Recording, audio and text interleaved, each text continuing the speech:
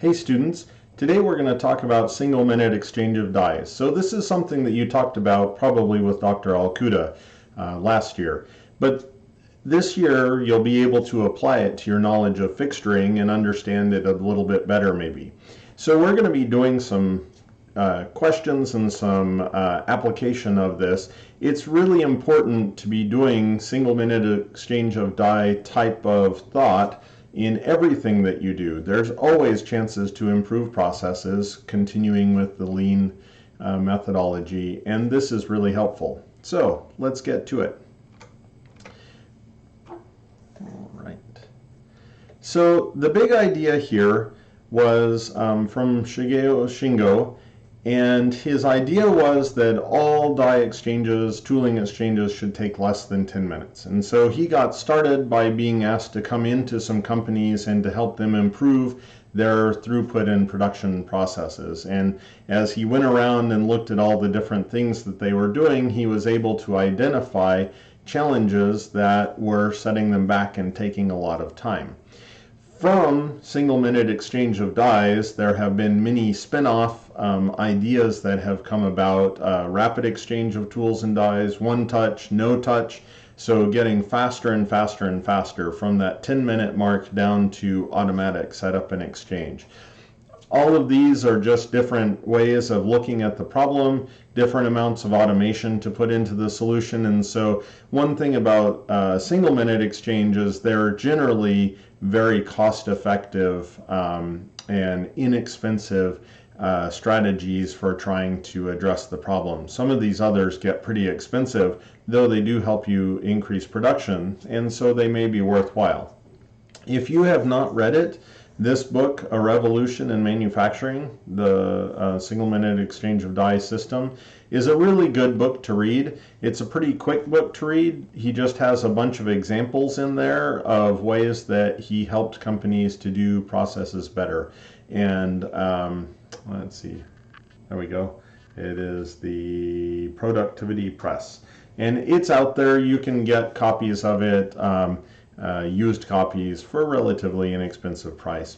It'd be well worth your purchasing it or checking it out somewhere. So there are 3 stages of implementation, and I'll remind you from last year. And so the first thing is to take the internal operations, or internal exchange of dies, he calls them IED, and the external operations, and to separate those, to make sure that there isn't something that is being done both internally and externally. Separate those as best you can and understand which are happening internal to the machine and which are external. So one way to think about this, probably the best way to think about this, is an internal operation has the process shut down and you're not making parts. An external operation can be going in parallel with the process. The next thing is to try to identify things that are happening internal to the process, that is, while the process is shut down, that you can convert to be something that is external to the process, something that can happen while the process is going on. And then the third point is to streamline all aspects of the setup operation, because it takes so long to set these things up and align them in any fixturing process that is well worthwhile.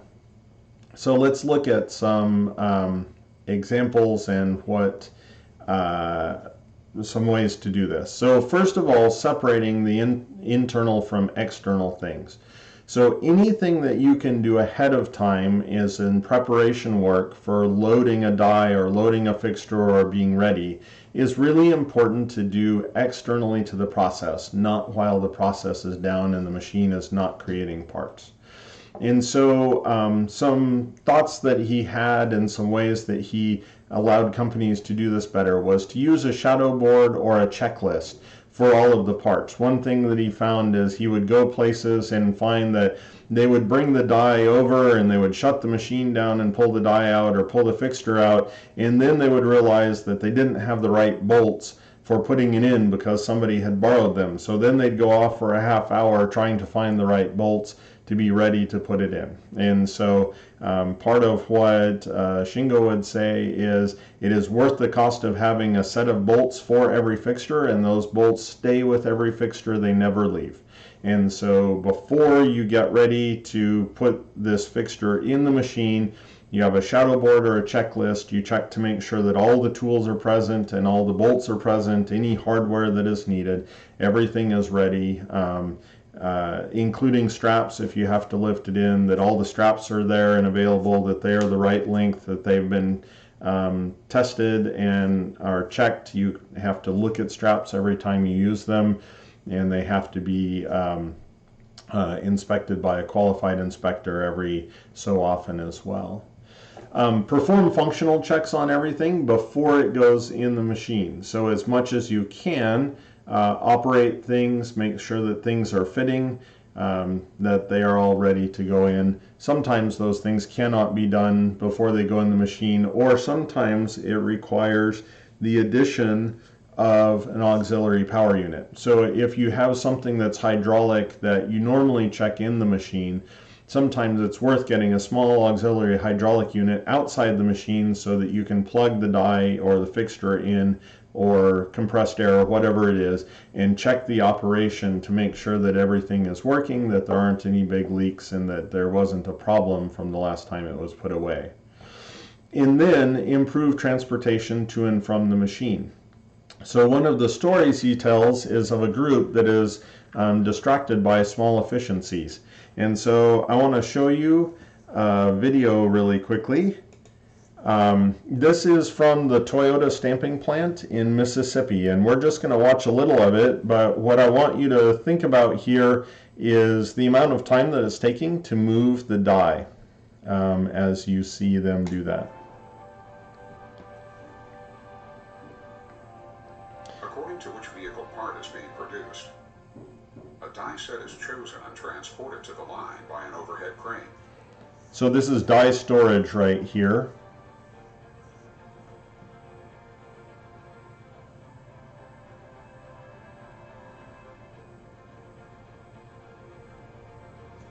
Okay. The stamping press is a large piece of equipment that uses dies to form, cut, and shape material into desired parts.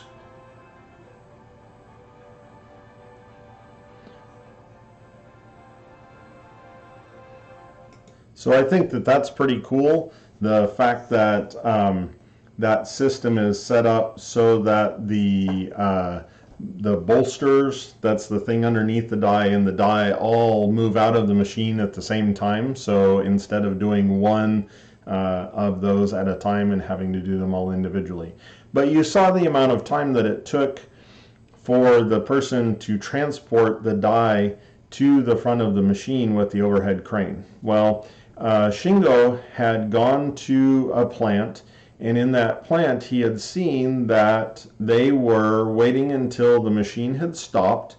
They would pull the die out on the bolster, and then they would pick up the die, and they would take it off to the die storage, and they would pick up the new die and bring it back, put it on the bolster, and then load it in the machine.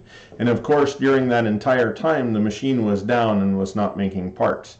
And when he talked to them about it, they had very carefully thought about the system, and what they were doing was they were optimizing the amount of crane time, because it took that operator,